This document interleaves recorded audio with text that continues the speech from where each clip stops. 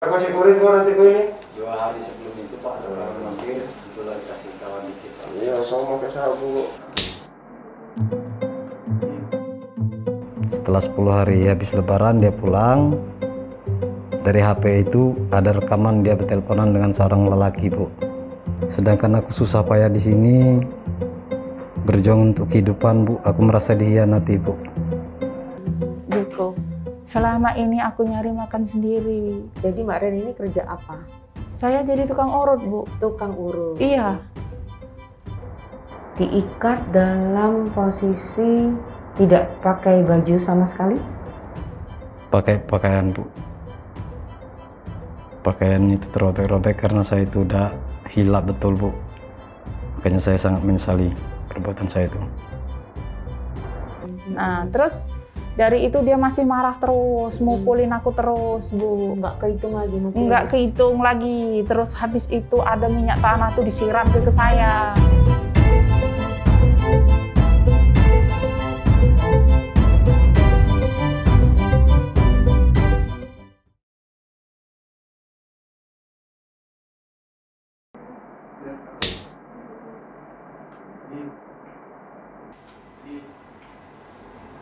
Selamat siang, Pak.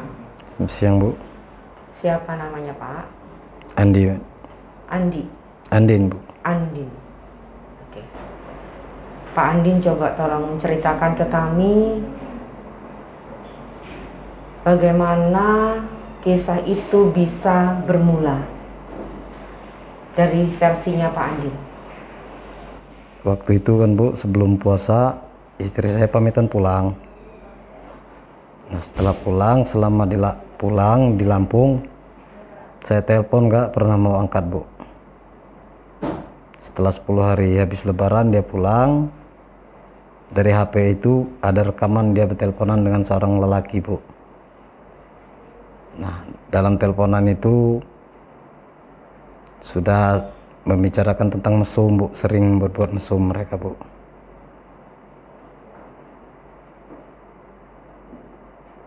Cuman itu, Bu. Makanya malam itu terjadi, saya hilap. Malam itu saya tanya, dia mengakui, Bu. Makanya terpukullah dia itu, Bu. Mengakui, tetapi setelah Anda siksa.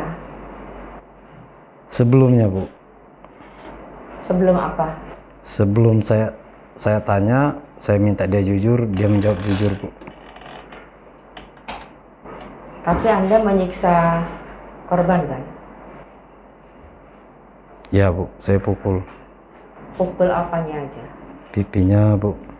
Ditinju atau seperti apa? Saya tampar, Bu, bukan saya tinju. Dari jam berapa sampai jam berapa? Saya kurang ingat itu, Bu. Sekitar dari jam 9 sampai jam 12, itu nggak lebih, Bu. Apa yang Anda lihat dari orang yang Anda sayangi? Kenapa sampai tega berbuat seperti itu? Karena intinya, Bu, saya itu sangat sayang, Bu. Sangat kecewa.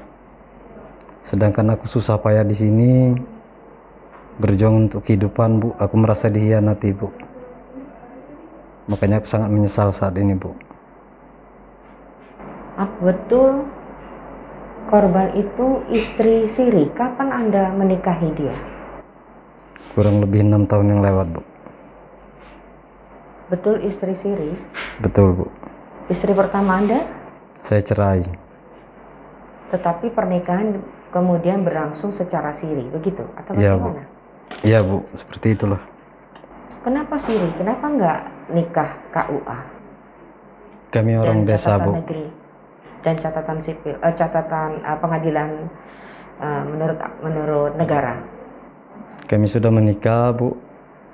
Setelah itu kami merantau ke Philip. Di Philip kami sedang mengurus surat itu, Bu. Philip itu di mana ya? Philip itu di mana ya? Desa Tajam Mulia, Bu. Jadi Anda menikahi istri 6 tahun lalu, kemudian Anda bekerja apa, Dan punya anak berapa dari istri yang sekarang? Kalau anak saya dikatakan belum punya Bu, dari 6 tahun yang lalu. Saya kerja buruh Bu. Jadi sudah 6 tahun Anda menikahi Reni, belum punya anak, Anda kerja buruh Ya Bu. untuk bersama-sama membangun rumah tangga dengan Reni, Ya Bu. dan Anda boleh dibilang sayang pada Reni. Sangat sayang Bu. Tapi apa yang Anda lakukan pada malam itu kan bertolak belakang sama sekali dengan sayang ya. Karena menurut pengakuan Reni, Anda itu menyiksanya kelewatan. Iya Bu, saya hilaf. Dan Anda sampai mau membakar dia.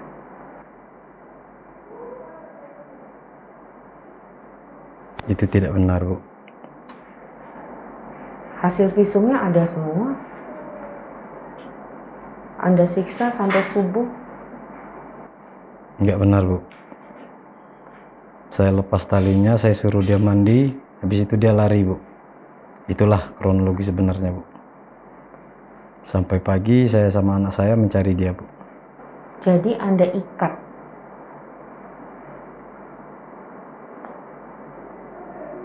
Reni Anda ikat. Saya ikat tangannya Bu, karena takut dia melawan Bu. Diikat di kamar mandi? Bukan Bu. Rumah kami kecil Bu. Di sana dapur, di situ tempat tidur. Itu pun numpang. Diikat dalam posisi tidak pakai baju sama sekali? Pakai pakaian Bu. Pakaian itu terobek-robek karena saya itu udah hilap betul Bu. Makanya saya sangat menyesali perbuatan saya itu. Bahkan Anda sampai melakukan hal yang sangat tidak pantas.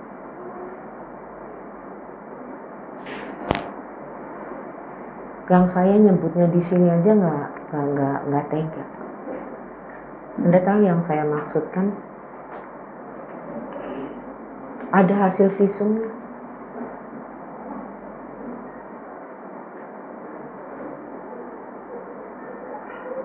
Apa yang mau Anda bilang dari semua ini?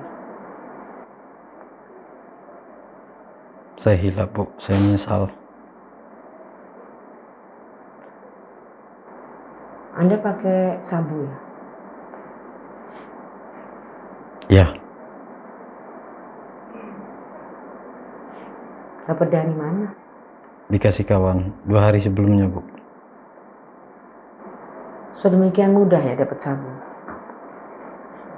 Tidak Bu. Jadi itu beli? Ada kawan lewat, mampir, numpang makai. Ya sudah, karena kita pendatang Bu, serba salah. Apa rasa bentuk tanggung jawab Anda sudah menyiksa istri sedemikian rupa? Menyesalkan nggak cukup? Ya, Bu.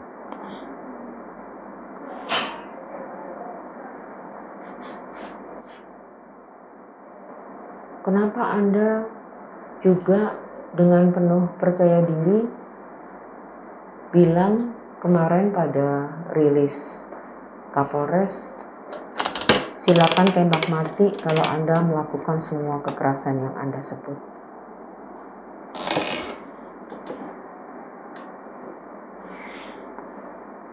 Padahal hasil visum ada.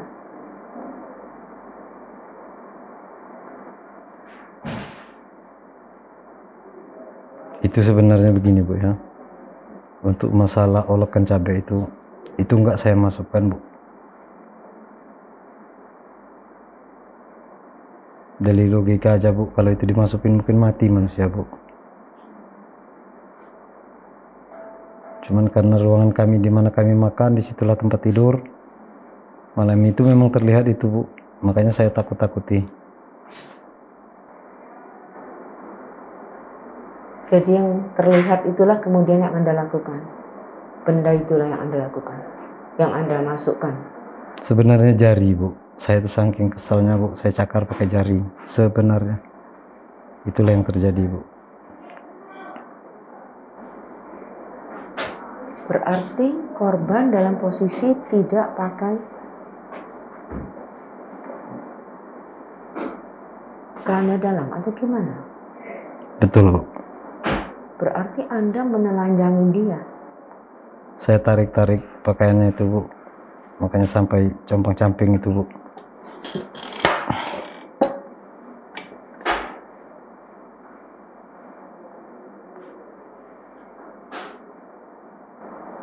Apa yang Anda mau bilang dari semua kejadian ini? Saya hanya mohon maaf dan mohon ampun kepada seluruh wanita. Saya tidak akan pernah mengulangi perbuatan ini lagi Bu. Saya merasa sangat bersalah dan sangat menyesal atas kehilapan saya.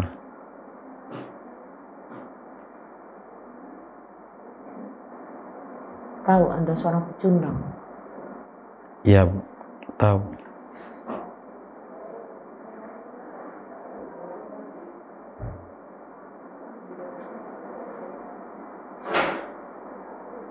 Sudah terbayang nanti Reni tidak akan mau lagi.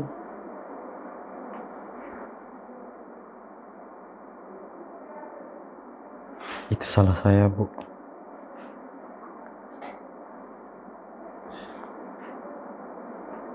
Oke, terima kasih. Bu.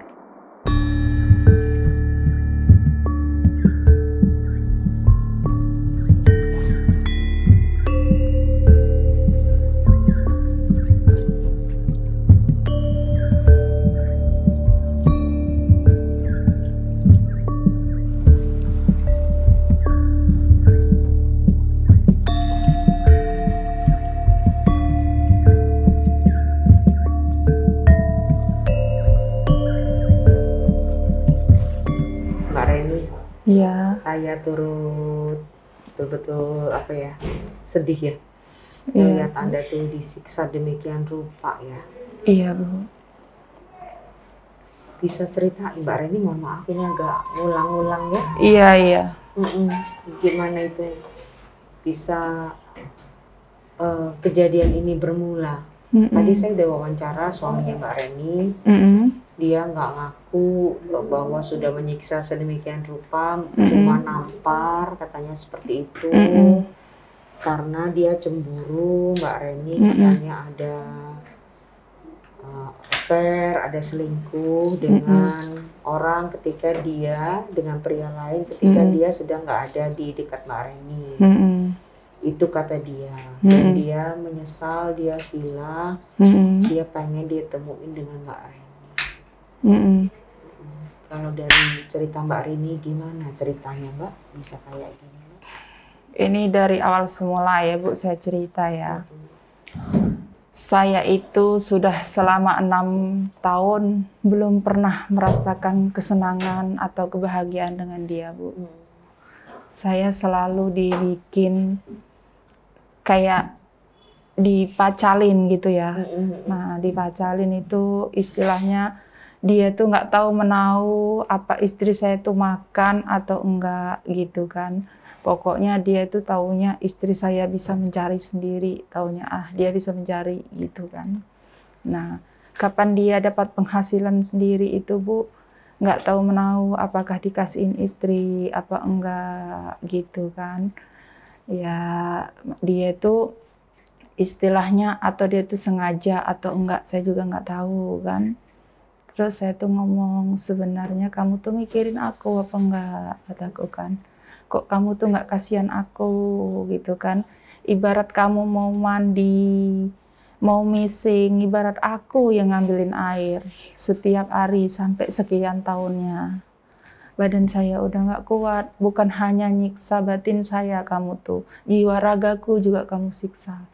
Kalau aku terus-terusan berpikir kayak gini, ragaku yang nggak kuat, akulah jatuh sakit Bu waktu itu. Dia nggak peduli Bu, aku ditinggalin terus.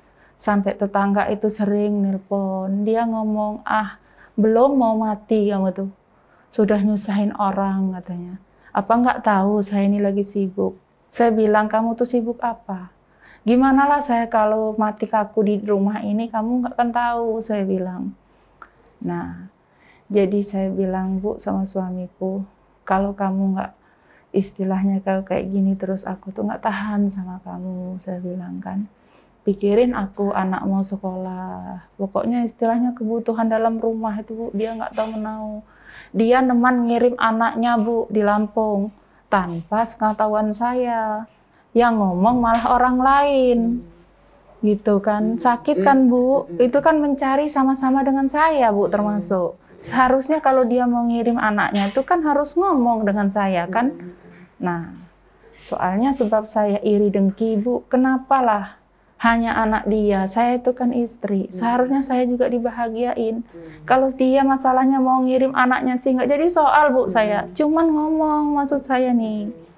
Jangan kamu di sini nggak dipikir, di situ kamu seenaknya sendiri.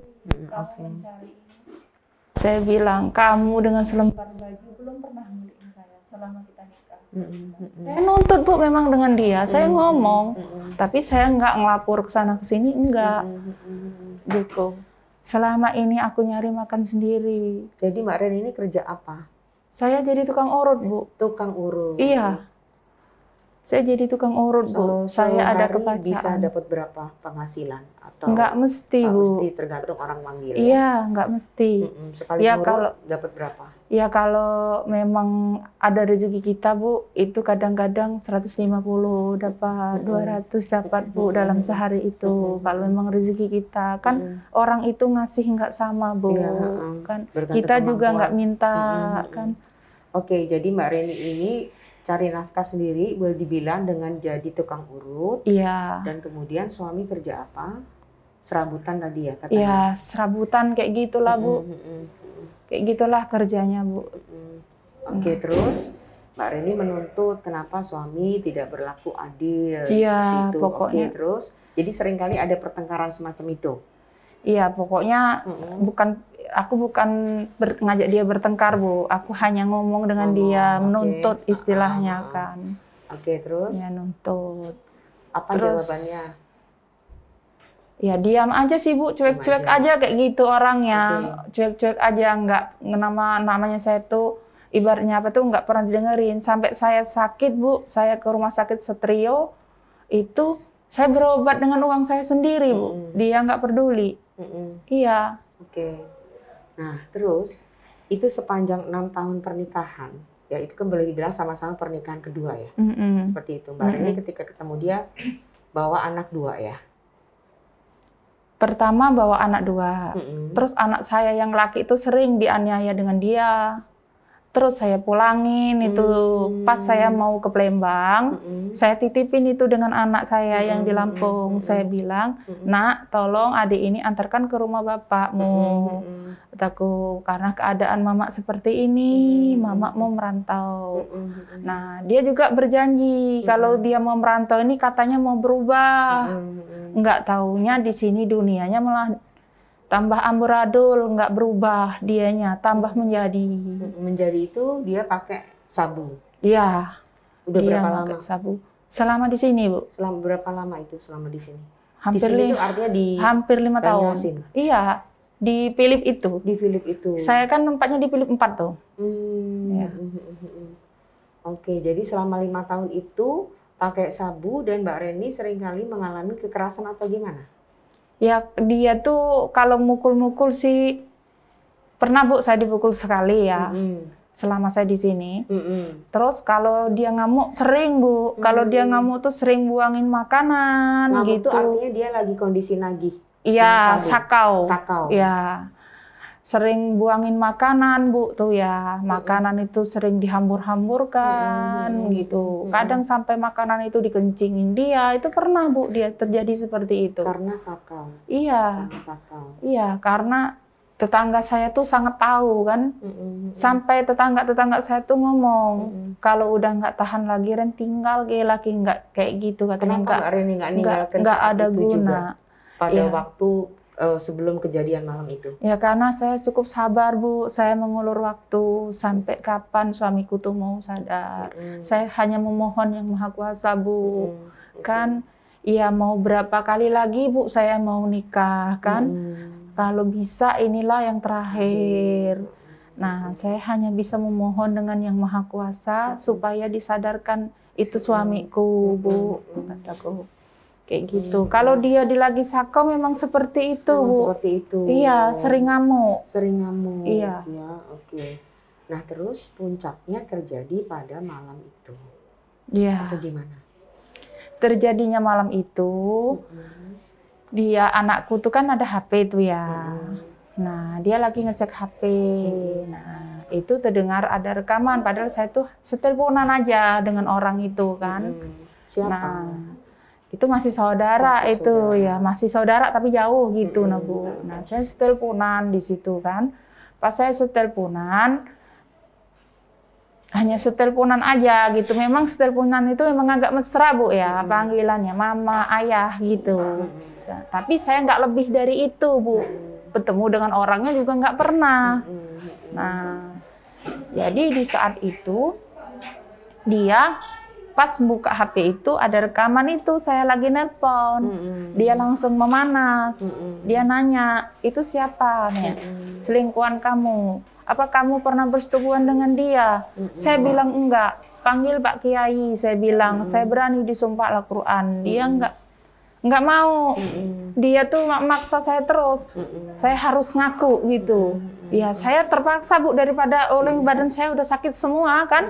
Nah padahal enggak sama sekali. Saya ngaku salah, enggak ngaku juga salah. Tetap diinjek-injek saya. Nah memang dia lagi sakau itu kayak gitu Bu. Jadi pada malam itu kondisi dia lagi sakau. Iya. Kemudian Mbak Reni pas lagi nelpon. Iya, dalam beberapa hari itu memang dia nggak nyambung. Oh, nggak nyambung. Iya, Jadi dalam putus, ya. selama aku pulang itu nggak nyambung. Iya, dia memang tunak di rumah Bu di saat itu. Iya. Jadi Mbak Reni itu, mohon maaf ya ini jadi ngulang lagi ya. Iya. Tadi dia tuh karena tidak demikian ceritanya, karena hanya nampar Mbak Reni aja. Iya, iya. Dan katanya Mbak Reni pada waktu itu berbaju lengkap, tapi memang bajunya Mbak Reni dikoyak-koyak, seperti itu. Jadi pada waktu itu, mohon maaf, Mbak Reninya ditelanjangi.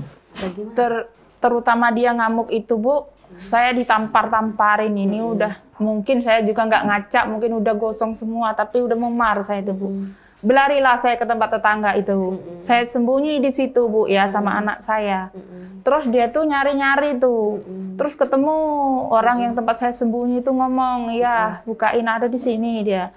Terus saya tuh nggak mau pulang, saya tuh udah ketakutan Bu ya, nggak mau pulang. Terus katanya kalau mau baik-baik, katanya ngomong baik-baik, katanya pulang, aku nggak apa-apa, nggak marah, katanya kan. Nah terus saya tuh nggak mau pulang, nekat dipaksanya pulang. Terus baju saya itu ditarik-tariknya robek Bu, sampai saya telanjang itu. Terus orang yang tuan rumah tuh ngomong, katanya, jangan itu Din, katanya. Istri kamu telanjang, jangan maluan, katanya kayak gitu kan. Tapi biarin aja Kak, gitu. Terus saya ditariknya pulang. Jam berapa itu? Sekitar jam 8:30 apa ya, jam berapa. Pokoknya nggak tahu jam juga Bu, saya jam, tuh ya. Okay. Nah terus saya pulang itu, terus Bu disiksanya. Saya malah diikat-ikat tuh ya. Diikat-ikat saya itu. Diikat kaki? Diikat kaki dengan tangan ini Bu. Dijadiin Iya. satu seperti ini? Iya, dijadiin satu. Tali rapia dengan celana saya tuh yang panjang itu buat ngikatnya. Nah, terus dari itu dia masih marah terus, mukulin aku terus, Bu. Nggak kehitung lagi mukulin? Nggak kehitung lagi. Terus habis itu ada minyak tanah tuh disiram ke saya. Ada sambal ikan tuh disiramkannya. Nyiram minyak tanah. Iya, sambal ikan Bu. Terus ada sayur bening tuh disiram kayaknya ke saya Bu. Terus ada apa tuh namanya? Minyak sayur, dipecahin telur Bu kepala saya ini. Iya. Terus kepala Mbak Reni juga ditutus pakai baterai itu. Ditutus pakai baterai. Iya. Oke, terus rambut saya ini digunting-guntinginya. Tadi iya. rambut Mbak Reni seberapa? Panjang Bu, segini. Iya, panjang. Digunting secara tidak teratur. Langsung digunting dari pangkal ini langsung. Iya. Terus saya Anak-anak waktu itu nangis, di mana? udah kalau memang itu saya minta maaf, saya bilang. Anak-anak di mana waktu itu? Anak saya nggak berani apa-apa, Bu. Anak saya yang satu tadi kecil itu. Kan kalau dia mencerai, mau dibabat pakai parang tuh. Jadi anak saya ketakutan. Saya minta tolong, nak, ambilin minum. Nggak boleh, Bu. Anak saya ngambilin minum, saya nggak boleh minum. Padahal di saat itu saya lapar, saya haus, Bu. Jadi, Nggak dikasihnya. jadi Mbak Reni Malah saya dikencinginya, Bu. Disuruhnya minum air kencingnya itu saya. Iya. Kalau dia, Bu, nggak ingat apa-apa di saat dia marah itu. Iya. Terus, Bu, saya sampai subuh disiksanya itu. disiksa sampai subuh. Iya, sampai subuh. Nah, mungkin dia sadar tuh ya, Bu, ya. Dilepasinya ikat saya dengan leher ini, Bu. Dilepasinya. Terus saya bilang, aku mau ke kamar mandi itu, aku mau mesing. Boleh nggak? Saya bilang. Saya itu telanjang, Bu. Terus saya keluar ngambil sarung untuk telesan saya setiap hari itu ya. Pakai sarung. Baju saya ini udah robek-robek yang kaos itu. Udah robek-robek dia. Saya keluar. Nah, terus langsung saya berlari ke tempat tetangga tuh. Tetangga saya tuh nggak mau bangun. Oleh belum bangun kan, masih subuh kan. Saya sembunyi tuh di kamar mandi dia. Saya kunci. Di saat anaknya bangun, terkejut. Terus saya disuruhnya masuk. Pas saya disuruhnya masuk, terus ayo angkat saya itu langsung melapor ke tempat kadus. Terus di kadus suruh dia ke sini aja gitu. Kayak gitu. Terus datanglah. Saya datang ke situ. Enggak, yang suami datanglah ke tempat kadus, enggak? Nah, belum, dia lagi Mbak nyari. Reninya yang datang Iya, ke saya kadus. datang ke situ. Oke, Dia terus? nyari-nyari saya, Bu, waktu itu muter-muter dengan anak saya. Nah, saya ingat anak saya itu, saya minta tolong itu kan, gimana lah kalau anak saya dibawanya lari nanti, di mana saya mau nyari? Anak Mbak Reni itu yang cewek tadi? Iya, itu anak bawaan saya, Bu. Terus Oke, berlari dia nih. Kadus itu bingung nyari-nyarinya kemana. Untung ada yang ngasih tahu tuh. Ketemu anak saya tuh, itu aja nggak mau dikasihin, Bu, anak saya. Iya. Malah anak saya bercerita katanya mau dititipin tempat kawannya dulu katanya. Ayah nyari duit dulu katanya. Itu. Anak saya tuh Jadi, bercerita. Setelah ketemu anak, kemudian Mbak Reni diamankan di tempat kadus, boleh dibilang seperti itu ya? Iya. Nah, Mbak Reni kemudian dibawa, melaporlah ke sini, ke polisi. Iya, saya didukung dengan masyarakat, Bu. Karena sangat kasihan saya di situ nggak punya sanak keluarga kan. Nah, didukung dengan rakyat, dengan keluarga di situ. Saya dibawanya ke rumah sakit, diobatin. Terus dibawa saya, ke rumah sakit dulu baru melapor? iya, ke rumah sakit Setrio apa mana tuh. Nah, terus langsung diajaknya ke sini, baru melapor. Itulah dukungan dari rakyat semua, Bu. Karena rakyat juga udah benci dengan orang rumahku itu.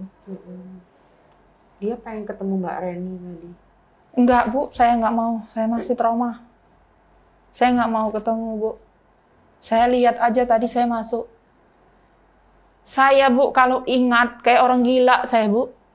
Makan saya nggak mau. Yang ada tuh saya tuh nangis terus. Tidur nggak bisa, Bu. Kalau saya mau bangun, Bu, susah. Kalau udah tidur terlentang mau miring sakit, Bu. Saya hanya bisa nangis, Bu, di situ. Nggak mungkin saya mau tercerik-cerik di rumah Pak Kades. Kalau berdampingan dengan anak saya, mungkin nggak tahu, Bu, saya. Karena saya ngerasa malu di situ, Bu. Kalau saya nggak mau ketemu, Bu, dengan suamiku, aku nggak mau, Bu. Jadi Mbak Reni mau pisah ya? Iya. Aku kayaknya nggak bisa lagi, Bu, hidup dengan dia juga percuma, Bu. Kan orang kalau mau menghindari sabu itu memang susah, Bu. Kalau udah kecanduan, seperti itulah terus dia. Jadi kalau tadi suami Mbak Reni bilang bahwa dia tidak menyiram tubuh Mbak Reni dengan minyak tanah dan tidak mau membakar, itu boleh dibilang bohong ya. Bohong, Bu. Buktinya ada, Mbak Reni bisa perlihatkan tangan mana yang Bohong, Bu. Ini luka bakaran dia nih, Bu. Oleh saya tuh tidak berbaju lagi. Ini oleh basah, tersiram air kan. Rasanya pedih, Bu. Saat itu saya minta tolong dengan dia, lepaskan taliku ini. Pedih, sakit. Saya bilang, enggak mau lepas, Bu. Enggak mau lepas. sebenarnya menurut Mbak Reni, perempuan diperlakukan seperti apa oleh suami? Gimana, Bu? Seharusnya sebagai perempuan, sebagai istri, Anda diperlakukan seperti apa oleh suami? Iya, dianggapnya saya tuh kayak binatang, Bu, ya. Kemarin itu diperlakukan seperti binatang. Iya, kayak binatang lah, Bu. Seolah-olah dia tuh kayak nggak pernah menggauli saya gitu. Terus ada lagi cerita sebelum ditangkap polisi nih, Bu, ya. Dia kan nelpon tuh ya, mau jemput, ngajak damai dia tuh. Setelah kejadian? Iya, kan ke rumah Pak Kades kita ya. Dia tuh kan jemput ke rumah Pak Kades tuh ya. Dia mengajak baikan, ya pokoknya kita baiklah, sudah saling maafin gitu. Saya bilang iya aja. Memang saya udah ada dukungan kuat, Bu, dari pihak warga itu kan. Nah, jadi saya bilang iya aja dengan dia tuh. Pas dia ngelihat saya ditanya dengan Bu Kades, Bu, mana Reni? Itu ada di kamar, dia sakit. Dia kalau udah tidur nggak bisa bangun katanya. Itu terus dia masuk ke kamar tuh ya, saya tuh baring di situ. Terkejut dia ngelihat saya. Ya Allah, katanya, kenapa kamu kok bisa kayak gini katanya. Ini kenapa kok bisa kayak gini katanya. Entah, saya bilang kenapa, nggak tahu saya. Iya, dia tuh terkejut. Jadi bisa jadi waktu melakukan memang dia dalam kondisi sakau ya? Atau gimana? Iya, kemungkinan iya, Bu. Kondisi dalam keadaan nggak sadar dia itu. Ya kayak kesetanan gitulah, Bu, istilahnya tuh. Iya. Dia sebelum dia kenal sabu, dia nggak kayak gitu, baik atau bagaimana? Iya, kalau dia pakai terus normal, Bu, bagus. Nggak pernah marah dia. Baik gitu. Normal, Bu, bagus. Rusaknya semenjak ada sabu, Bu. Rusak. Mbak Reni berharap dia dihukum seperti apa? Hukum mati aja, Bu, sekalian. Karena nggak mungkin dia bisa sembuh.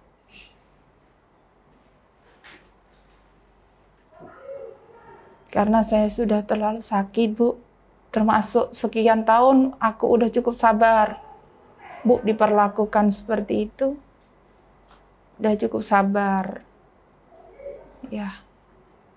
Oke, Mbak Reni kan punya anak perempuan ya? Iya. Kita sama-sama perempuan tentu aja ya. Iya. Jadi, apa yang Mbak Reni mau bilang ke anak perempuan Mbak Reni setelah Mbak Reni mengalami semua ini? Nanti ketika dia bertemu jodohnya dan segala macam. Ya. Nggak tahu, Bu, mau bilang apa saya. Artinya pesan barangkali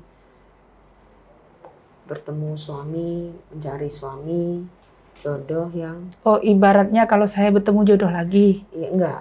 Pesan Gimana? untuk anak perempuan. Kan punya anak perempuan nih, akan menikah. Tentu tidak akan mengulangi nasib Mbak Reni kan gitu. Iya. Jadi pesan-pesan apa yang Mbak Reni sampaikan kepada anak perempuan? Iya, pokoknya harus hati-hati. Harus hati-hati. Iya. Harus hati-hati, jangan sampai mengalami seperti ibunya. Seperti saya. Nggak boleh ada kekerasan di rumah tangga. Iya. Biar cukup saya, Bu, yang ngalami seperti ini.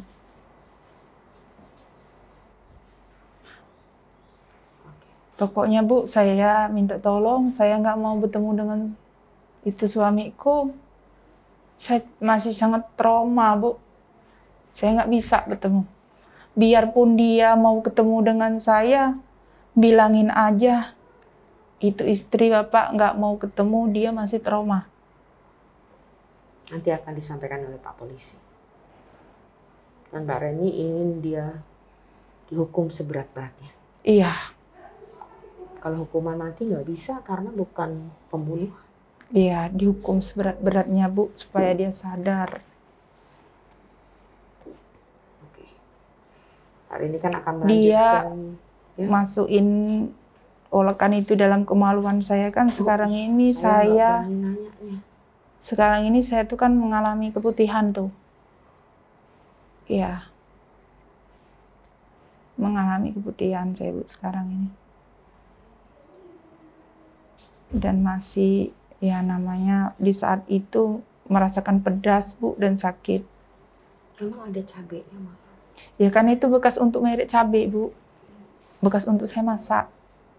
Apa udah saya cuci apa belum, nggak tahu saya.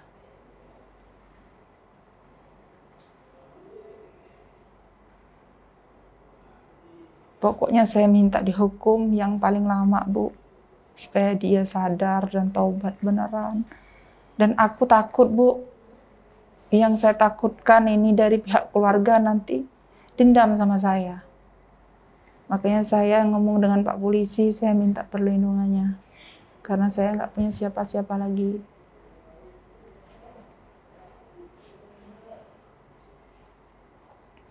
Di saat ini Bu, rasa yang ada di dalam hati saya, pikiran saya itu hanya rasa takut Bu. Rasa ketakutan. Makan aja saya nggak mau makan Bu. Jangankan makan Bu, minum aja kadang nggak ketelan. Karena kalau saya ingat disuruh minum air kencing itu Bu, nggak termasuk makanan Bu. Di saat itu saya nggak bisa menghindar Bu. Posisi saya lagi diikat. Nggak bisa saya bayangin Bu. Sakit rasanya.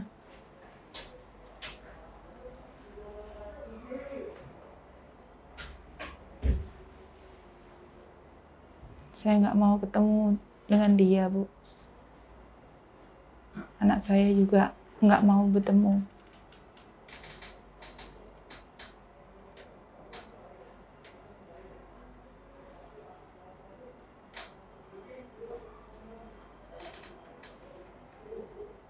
Semoga Mbak Rini kuat ya. Iya Bu. Terima kasih atas bantuan Ibu.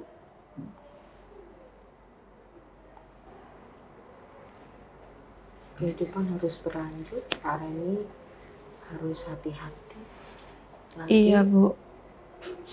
untuk bertemu pria supaya Mbak Reni kembali punya harga diri. Untuk di saat ini Bu, saya juga nggak tahu lah. Ibarat saya nggak menikah dengan orang Bu, anak saya ada. Ya.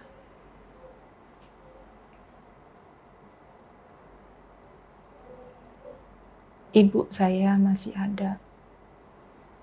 Ibu saya juga tinggal sendirian.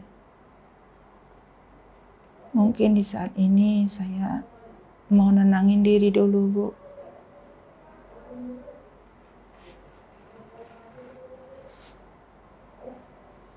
Reni, Iya.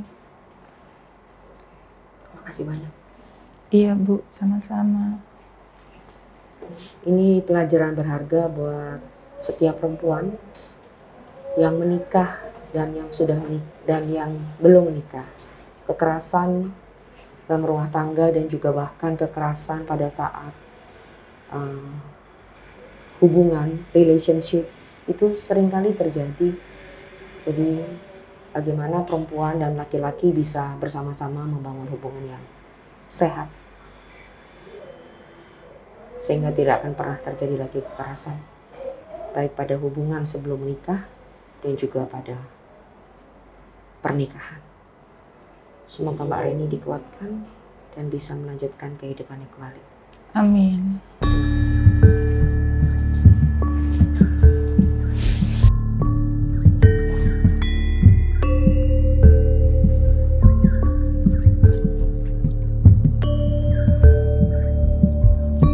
Saat ini saya sedang bersama Kasat Reskrim Polres Banyuasin, AKP Muhammad Ikang Adiputra. Selamat siang. Selamat siang, Bu. Oke. Ini tadi saya sudah mewawancarai pelaku tindak kekerasan dalam rumah tangga yang dilakukan oleh tersangka Andin terhadap istrinya Reni. Kami mengapresiasi sudah cepat tertangkap. Dan bagaimana Anda bisa menangkap itu? Menangkap si pelaku?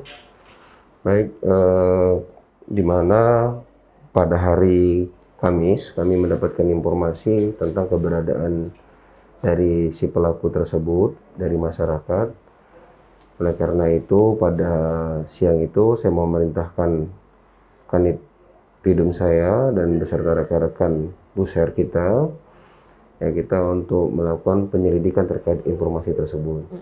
Nah, setelah kita melakukan penyelidikan, hasil yang didapat bahwa benar yang bersangkutan berada di desa tersebut.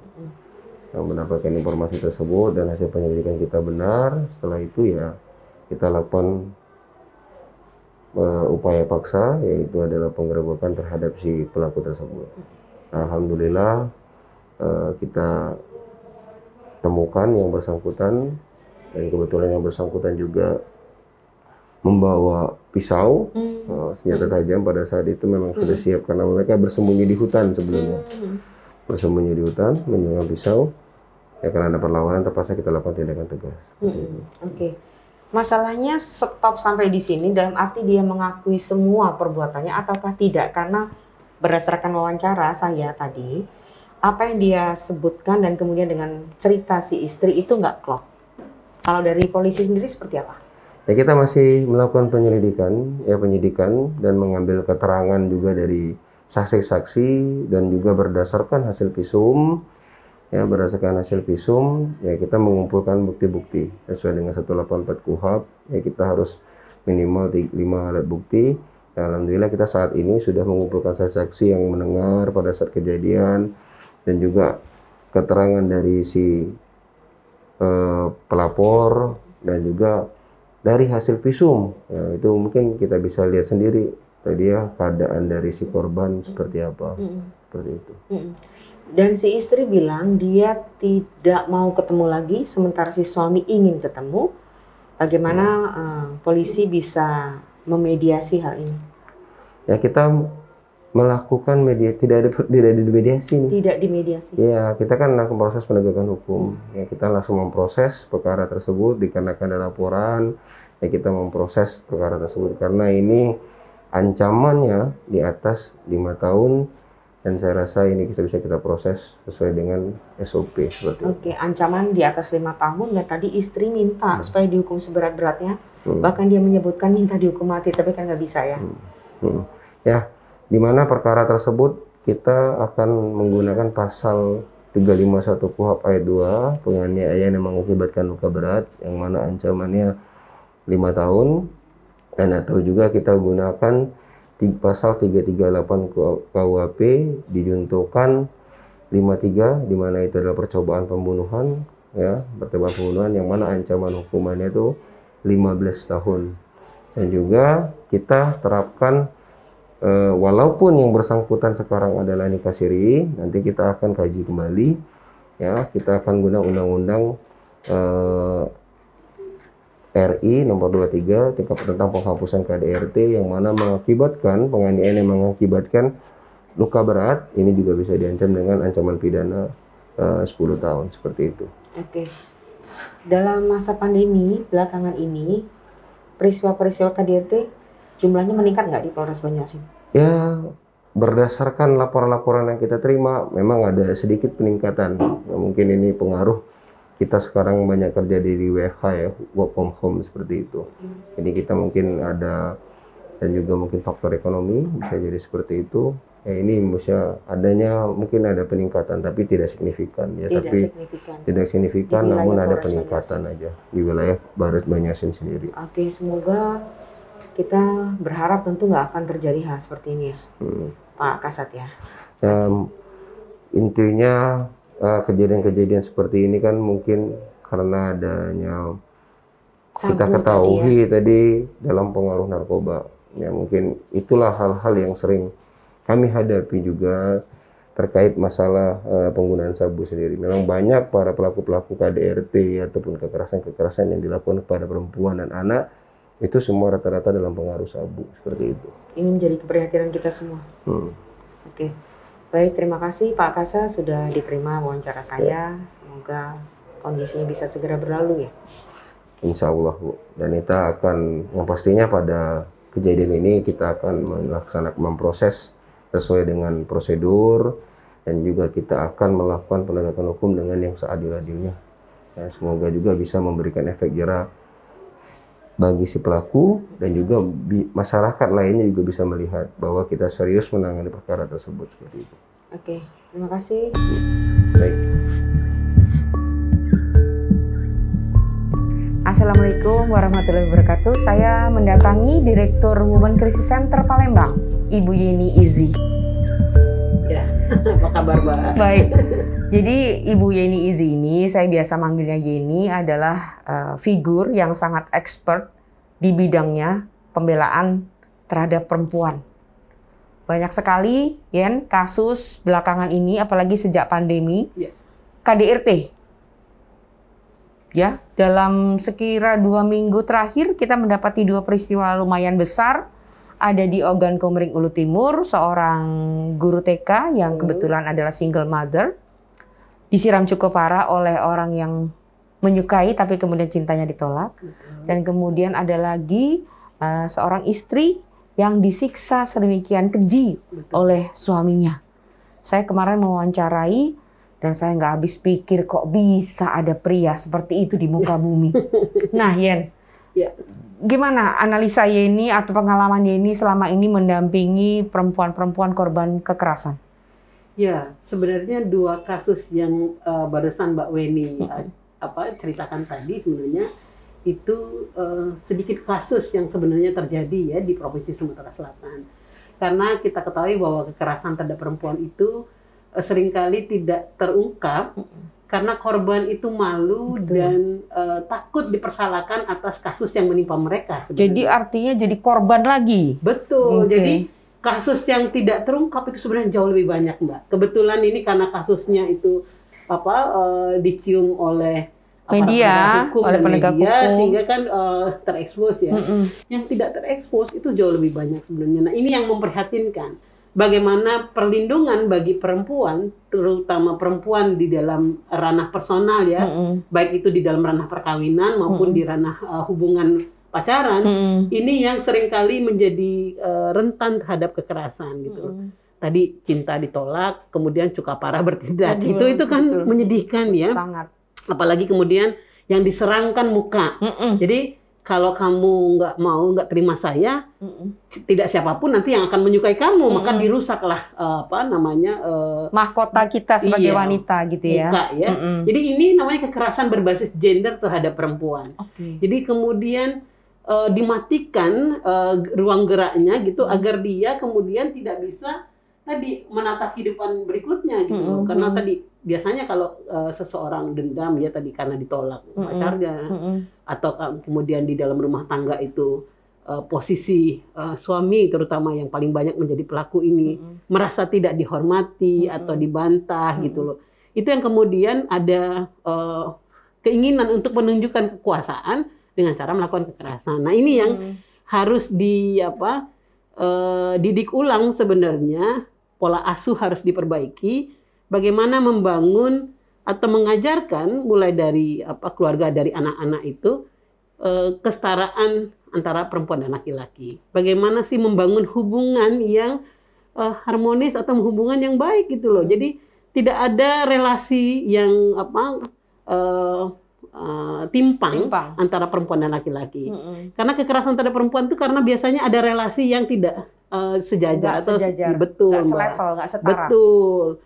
Terutama dalam rumah tangga ya, seringkali suami merasa dia lebih tanda kutip hebat, gitu ya, pemimpin dan lain sebagainya. Jadi ketika perempuannya nggak boleh bersuara, betul, ketika perempuan bersuara menyatakan tidak mau, misalnya, itu langsung emosi, langsung marah gitu. Dan ada juga yang karena ingin menutupi kegagalannya, karena selama ini kan dibangun konstruksi bahwa suami itu pemimpin dalam keluarga. pencari nafkah. Ketika pandemi kan banyak gelombang PHK.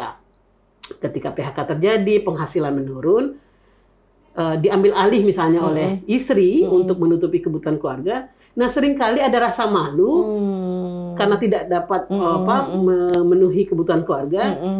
Tetapi konstruksi kita kan perempuan laki-laki harus hebat nih. Cara untuk menundukkan atau menunjukkan bahwa dia hebat kadang-kadang ditutupi dengan melakukan kekerasan gitu loh. Atau membatasi, nggak boleh keluar, nggak boleh jualan, nggak boleh dan lain sebagainya gitu.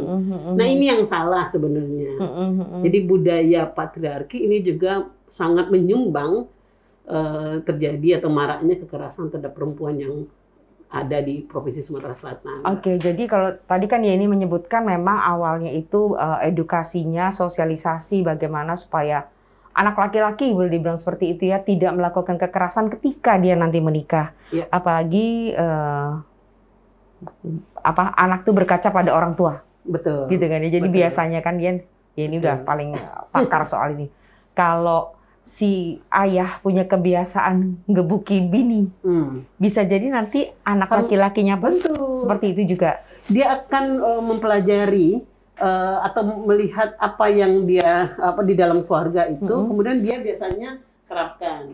Jadi memang kemungkinan anak menjadi pelaku kekerasan di dalam hubungan berikutnya, misalnya di dalam hubungan pelajaran, pacaran, atau dalam rumah tangga kalau dia menikah itu karena dia pelajari ketika dia tumbuh di dalam keluarga yang hubungannya berkekerasan, ya. Oleh karena itulah memang jadi satu kekerasan akan melahirkan kekerasan lain. Atau jadi tergantung, anak itu bisa tumbuh menjadi anak yang kejam tanpa ampun kalau dia lihat yang dia patroni misalnya si pelaku, apakah itu suami ataupun istri gitu. Atau dia menjadi anak yang rendah diri, bukan rendah hati. Karena misalnya yang dia patroni misalnya itu ibu misalnya yang selalu jadi korban, yang ketakutan gitu. Nah, bisa jadi dia akan jadi tumbuh anak yang baik itu laki-laki atau perempuan ya, itu jadi anak yang minderan gitu, yang rendah diri gitu deh. Nah, ini mau jadi apa kemudian kalau generasi penerus bangsa itu tumbuh menjadi anak yang tadi minderan, yang rendah diri gitu loh ya, yang prestasinya menurun misalnya gitu. Atau sebaliknya yang jadi kejam gitu loh, yang sangat kejam misalnya. Karena anak-anak itu bisa kelihatan kok. Kalaupun dia nggak berani dengan teman sebaya, dia akumulasikan dengan misalnya hewan. Tiba-tiba ada kucing nggak salah itu ditendang misalnya. Jadi pelampiasan gitu. Ya. Pelampiasan. Nah, ini saya pikir yang harus dilihat oleh pemerintah, oleh masyarakat gitu loh. Nah, kita mau memilih generasi itu akan tumbuh seperti itu atau tidak. Nah, kalau tidak, ya semua pihak harus berupaya sebenarnya untuk meminimalisir, kalaupun tidak bisa menghentikan kekerasan terhadap perempuan yang saat ini semakin marak terjadi, gitu. Apalagi pada saat pandemi ya, Mbak. Nah, apakah persoalan ini ya hanya terjadi di Indonesia? Saya kira di negara maju sekalipun KDRT tetap ada ya. Ya, Mbak. KDRT bahkan event itu negara maju seperti Amerika itu kalau dari penelitian banyak pihak termasuk WHO ya, terutama di masa pandemi ini kekerasan di ranah personal terutama KDRT itu cukup tinggi. Cukup tinggi kan? Meskipun aturan hukum mereka misalnya lebih berpihak ya terhadap perempuan gitu, termasuk perempuan korban KDRT gitu, tapi kasus gitu masih tinggi, apalagi di Indonesia gitu ya.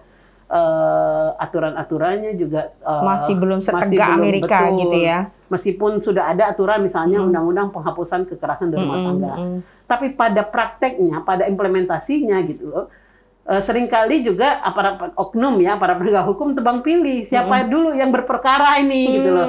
Kalau bukan siapa-siapa, kadang-kadang prosesnya itu sesuai dengan aturan perundang-undangan berlaku. Tapi kalau itu siapa-siapa gitu loh, atau orang-orang yang bisa punya kekuasaan atau punya penanganannya juga beda ya. Nah, ini yang saya bilang implementasinya kadang-kadang suka tebang pilih gitu. Sehingga tidak memberikan efek jera kepada pelaku gitu. Nah, ini yang harus kultur seperti ini harus diubah ya. Jadi oknum-oknum yang suka tebang pilih kasus gitu atau tidak punya perspektif perempuan yang suka menyalahkan perempuan ketika terjadinya kekerasan itu juga harus saya pikir dididik gitu.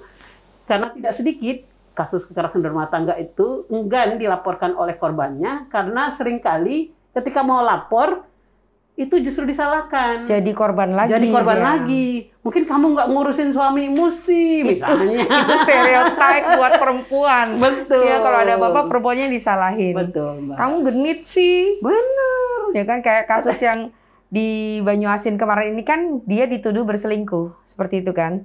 Padahal si pelaku pemakai sabu. Dan udah berapa hari saya kemarin wawancara, dia tidak mengonsumsi sabu. Jadi konak. Betul. Pada waktu kondisi konak, itu dia cari pelampiasan. pelampiasan dan menyiksa istrinya seperti hewan yang bahkan pada hewan pun nggak pantas untuk dilakukan, apalagi pada orang yang dicintai, gitu kan ya? Betul, betul.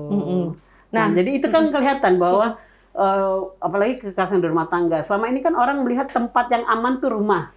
Tetapi banyak sekali orang yang menjadikan rumah itu menjadi tempat yang tidak aman justru. Kalau pulang ke rumah bukannya senang, malah ketakutan gitu loh. Nah, ini yang harus diubah. Kembalikanlah rumah itu tempat nyaman gitu, tempat untuk pulang gitu, untuk beristirahat gitu. Oke, Yan, tapi kan gini ya, persoalan KDRT baik pada ketika orang sudah menikah dan kemudian ketika perempuan misalkan punya kawan dekat, itu seringkali distereotipkan karena memang perempuannya itu seringkali menjadi apa namanya ya, perempuan itu selalu jadi lilin, gitu kan ya, meleleh terus untuk menyinari orang-orang tercintanya, dan sialnya boleh dibilang seperti itu tuh boleh dibilang masih nancep pada beberapa perempuan. Itu kenapa ya masalahnya? Ya, pertama karena memang tadi pola asuh dari mulai sebenarnya dalam kandungan gitu udah jelas dibedakan perempuan dan laki-laki. Dari mulai dalam perut aja deh.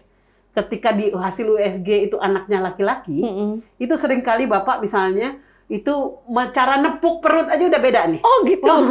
Nanti temenin bapak main bola ya sambil agak kenceng gitu. Tapi kalau yang di USG itu perempuan mulai dielus-elus gitu. Itu caranya saja itu dalam ketika hasil USG itu kelihatan pembedaan perempuan dan laki-laki. Ketika lahir pun itu sudah dibedakan dari mulai warna gitu. Kalau perempuan pink, betul. Ketika masuk pada masa bermain gitu udah dibedakan. Kalau perempuan itu main-mainan masa-masaan atau yang urusannya soal domestik deh gitu. Kalau laki-laki tuh nanti bisa mobil atau pistol-pistolan dan sebagainya gitu. Sudah jelas sudah dibedakan. Kalau perempuan tuh harus lemah lembut, laki-laki itu harus tegas, keras dan lain sebagainya gitu. Nah, itu mulai tumbuh ketika misalnya ada anak laki-laki nangis gitu, itu udah mulai dilarang. Jangan nangis, kayak perempuan aja gitu. Padahal Tuhan memberikan air mata untuk laki dan perempuan gitu ya. Sudah mulai ada pembedaan perempuan dan laki-laki mulai dari tadi fungsinya, peran dan lain sebagainya. Nah, itu akan mulai bertumbuh. Ketika dia masuk dalam mau berkeluarga, mulailah dibisikkan misalnya oleh orang tua biasanya kepada perempuan, pokoknya nggak boleh melawan suami ya. Tapi titik. Jadi tidak ada penjelasan. Tak boleh melawan suami. Kalau melawan suami itu nggak cium bau surga atau masuk neraka paling keraknya dan lain sebagainya gitu. Tetapi tidak digambarkan menolak dalam hal apa gitu. Nah, bagi sebagian orang yang tidak terlalu panjang pikirannya gitu, ya pokoknya nggak boleh lawan suami dalam hal apapun gitu loh. Titik. Iya ya. Nah, ini yang kemudian berkontribusi terhadap tadi banyaknya kekerasan di rumah tangga. Belum lagi di hikmah pernikahan, saya sering itu dengar ustazah itu yang selalu memberikan apa yang menjadi kewajiban istri dan hak suami. Tapi tidak kemudian dibalik juga apa yang menjadi kewajiban suami dan hak istri misalnya gitu ya. Jadi seringkali tidak balance itu. Padahal di dalam ijab kabul terutama dalam agama Islam itu jelas tidak boleh menyakiti secara fisik, psikis ya, itu kan jelas itu ada sirat taklik yang dibacakan gitu. Nah, seringkali itu harusnya itu yang diingatkan kembali gitu loh. Nah, ini karena pembedaan peran, perilaku, fungsi yang seringkali terjadi gitu, mulai dari awal sampai kemudian menikah, ini yang kemudian melahirkan kekerasan terhadap perempuan. Dan masyarakat kita itu seringkali memaklumi atau melihat bahwa wah, itu ya biasa lah kalau perempuan yang jadi korban itu dianggap sudah takdirnya, sudah gitu loh. Padahal tadi ada relasi yang tidak seimbang, Dan masyarakat kita juga sering menganggap kekerasan terhadap perempuan, terutama kekerasan di rumah tangga, ini persoalan internal keluarga, persoalan personal. Padahal jelas di dalam Undang-Undang Penghapusan Kekerasan di Rumah Tangga, di dalam Undang-Undang Dasar 1945, itu dinyatakan bahwa semua orang itu berhak untuk hidup aman, nyaman, dan lain sebagainya. Di Undang-Undang PKDRT itu jelas bahwa kekerasan di rumah tangga itu adalah persoalan sosial, bukan persoalan individual, bukan persoalan personal keluarga itu saja gitu. Sehingga setiap orang itu berhak mencegah kalau terjadi tindak kekerasan di sekitarnya. Jadi kalau misalnya Mbak Weni di sebelah rumah itu seringkali dengar ribut-ribut, kadang-kadang kan suara berantem atau ada piring terbang, gitu. Nah itu nggak boleh diam harusnya, harus misalnya lapor kepada Karena pemerintah setempat, RT RW. Bukan persoalan individu, tapi persoalan sosial. Betul. Tapi kan ini belum banyak tersosialisasikan dengan baik. Awal lahirnya Undang-Undang PKDRT, itu pemerintah, organisasi pemerintah masif mensosialisasikan itu. Tetapi kan sebenarnya kan tidak boleh berhenti nih, harus terus-menerus diedukasi gitu loh. Dan sayangnya memang pemerintah belum punya rencana aksi nasional, walaupun Undang-Undang PKDRT ini dilahirkan tahun 2004 gitu.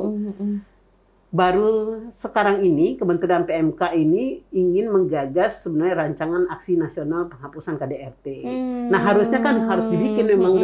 Tapi saya pikir lebih baik terlambat daripada tidak sama sekali, saya bilang ya. Nah ini saya pikir momennya juga tepat karena tadi ada banyak kasus kekerasan rumah tangga yang terjadi termasuk di Provinsi Sumatera Selatan. Sehingga perlu ada rencana aksi nasional yang diikuti nanti rencana aksi daerah sehingga kekerasan dalam rumah tangga ini bisa terkurangi atau hilang gitu. Karena tadi ketika bicara soal kekerasan rumah tangga itu akan berdampak kepada anak. Nah, anak ini kan akan menjadi generasi penerus bangsa gitu loh. Saya pikir ini yang harus jadi prioritas memang oleh pemerintah saat ini. Oke, dia ini akan bertemu Ibu Menteri, I Gusti Bintang ya. Ya. Semoga bisa menyuarakan ini dan bersama-sama membuat rencana aksi nasional diturunkan ke rencana aksi daerah. Sekarang pesan Yeni sebagai Direktur WCC, sebagai perempuan, kepada perempuan. Ya, saya pikir perempuan harus berani bersuara ketika mengalami ketidakadilan, mengalami diskriminasi gitu. Dalam bentuk apapun, jangan diam gitu. Karena kita perempuan juga punya hak yang sama. Dan ingat bahwa kekerasan terhadap perempuan itu adalah pelanggaran hak asasi manusia. Dan kekerasan di rumah tangga itu ingat selalu membawa mudarat, tidak ada manfaat. Dan kekerasan di rumah tangga itu menghancurkan jiwa, merusak keluarga. Oke, terima kasih Yen. Terima kasih Mbak Weni. Semoga sehat selalu. Amin. Dan bisa terus memperjuangkan perempuan-perempuan khususnya di Sumatera Selatan. Amin. Tidak mengalami KDRT. Bye.